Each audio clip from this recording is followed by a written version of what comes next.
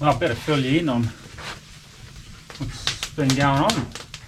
So yeah, wandered in last night, just on dark I got here, and there's a couple of other people here, and had set up camp and got a good fire going, so I sort of rode on the back of that. Nice couple, Alex and Molly, and they were out and about going for a walk. Anyway, I set my tent up out the front there, and it rained pretty much most of the night, and everything's saturated now, so I've just sort of come in to cook a bit of breakfast and got the fire going. That was a challenge. Had to bark a fair bit of the wood, just split it open, so I got some bit of dry wood, and anyway, got the fire going, just sort of drying out a little bit. Cook some breakfast in a minute, and boil the billy, have a cup of tea.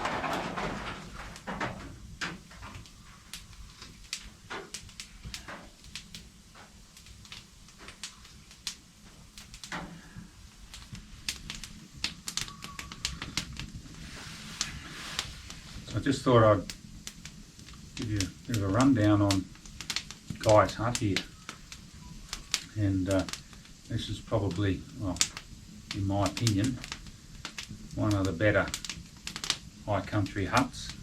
Certainly well maintained. It's got a few things that make it stand out. One is obviously the chimney and fireplace work really well. Nice little fire, throws out a fair bit of heat. And it's actually got a stone floor. I guess it's been sourced from the nearby creeks. Some sort of nice rock, big slabs, so makes a big difference. Just gets you up out of the dirt. And, yeah, very good, very comfortable. I had my tent up outside there last night, and able to sort of get in out of the inclement weather, and it makes a big difference. Pretty ordinary night. Still raining, as you can hear. So, Guy's hut. Evidently, in about 1934, a fellow by the name of Alex Guy purchased the nearby Wanangata station, and that package, parcel, whatever you want, that acquisition included about 340 acres surrounding the area where we are here, this hut. So Bryce's Plain, Snowy Plains area, and I think it also so the Wanangata holding was about 1,100 acres. 340 acres up here on the Snowy Plain, and about 100,000 acres of leasehold, so pretty much all this high country snow plain area. Up around the snowy range, snowy plains. So in about 1939, 40 thereabouts, maybe an overlap, Alex Guy decided he wanted a new hut up here. There was a nearby hut, Bryce's hut, but that was in disrepair, it wasn't usable. So about 1939, 40 thereabouts, Alex Guy's son, Jack, with the help of another fella, Denny Connolly, they built this hut, Guy's hut, in its current location, and effectively it's endured the alpine conditions since. So about 1940, we're 2020, so 80 odd years. It's had some work done on it. I'll go through that in a minute. So yeah, it's obviously served its purpose for the Guy family while they had the run in the area. So Wanagata, Snowy Plains and the surrounding lease. And then it's about 1970, the whole package, that whole run was sold to the Gilder family of Glenfellic, Lacola infamy, and they ran it for some years. I think I might have this date not quite right, but it was maybe about 1984, 85, when the whole lot was sold to the Victorian government and become part of the national park system. So it's had a fair history, and it continues obviously. So Wollongara down the road, I've talked about them before. They do a power of work, and they do a lot of work on this hut in particular, under the support and guidance of Parks Victoria and the Alpine Huts Association have a bit influence as well, a bit interest. So, it was recently as 2007, and then again, or maybe that was 2009, and then 2017, don't quote me on the dates, somewhere around there, there was some significant remedial works undertaken, most recent in 2017-ish, and a little Antechinus over there. Yep, just coming to check out my pack. See if I can get a picture of him in a minute. Native critter, Antechinus. Looks like a little big mouse, little rat. Friendly, don't bother anyone, but they're pretty keen on the tucker. Anyway, Wollongara in 2017 did a major undertaking. I think the bottom, I'll say 2 courses, maybe 3, just looking at it, maybe it's 3 logs, or maybe more. Anyway, 3 logs right around were replaced. So to do that, had to jack the hut up effectively, support it, and then replace those bottom courses. And those logs were actually carried in. They're much more durable species.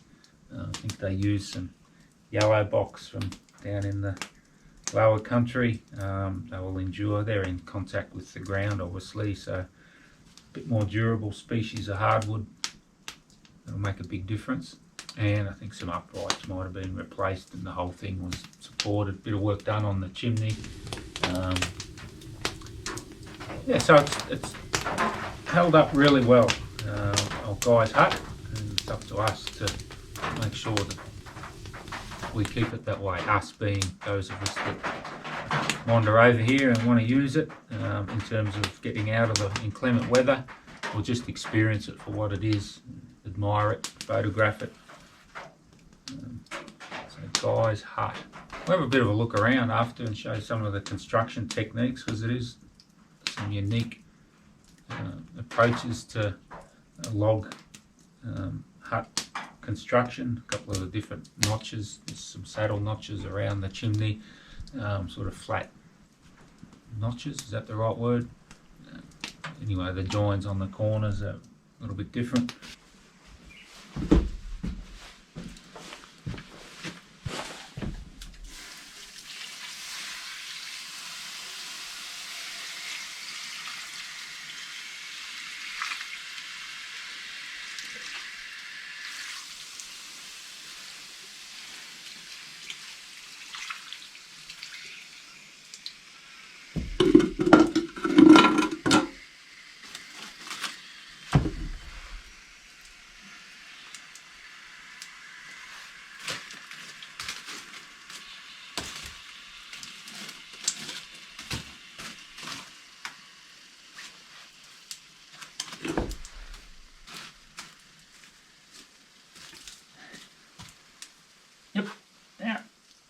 rubbish there, wasn't mine, we'll take it.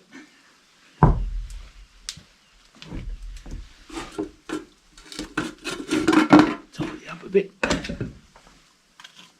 And dry there.